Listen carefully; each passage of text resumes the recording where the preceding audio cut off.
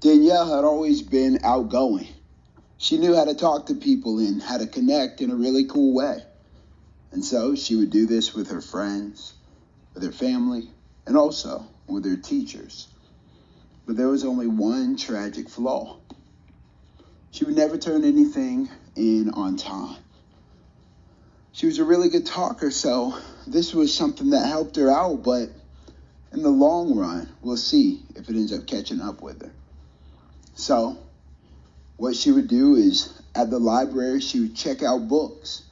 She wouldn't care about if she had them more than several weeks. And what happened is she got a bill, and she would get billed for each book that she would take out because she would never turn it back in on time.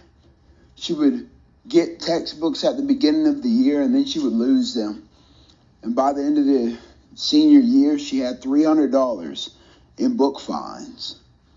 But what she did was she went up to the library and she begged and she pleaded and she cried and she talked. And after all of that was done, the librarian forgave her and she didn't have to pay those $300.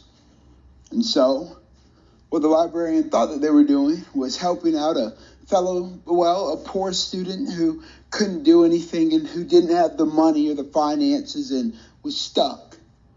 But what the librarian really did was hurt Danielle in the long run.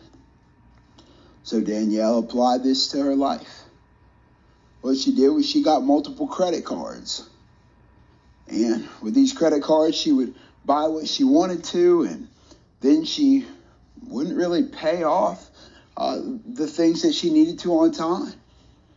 She would wait and she would make her payments on her own time. Now, what a lot of people don't know is if you don't do a credit card payment in the proper timing when the scheduled payment is, then it will wreck your credit score. And what happened is her credit score got lower and lower and lower because she didn't care. She didn't really think about it. So by the time it was time for her to get a car, she couldn't get even a nice car at all. They looked at her credit score and said, "I'm sorry, we need you to pay $14,000 in cash right now because there's no way we're ever going to trust you to do an actual payment plan. We can't help you here. We don't trust you because of your credit score." This affected with her getting a place to live. This affected her getting an actual drivable car. And she ended up being stuck, taking the city bus and riding bikes and living in a place with roommates that really wasn't nearly as nice as what she could actually afford. Guys, let's make sure not to mess ourselves up in the future. Be careful. When you do get credit cards, or if you do choose to do that, make sure to pay on time.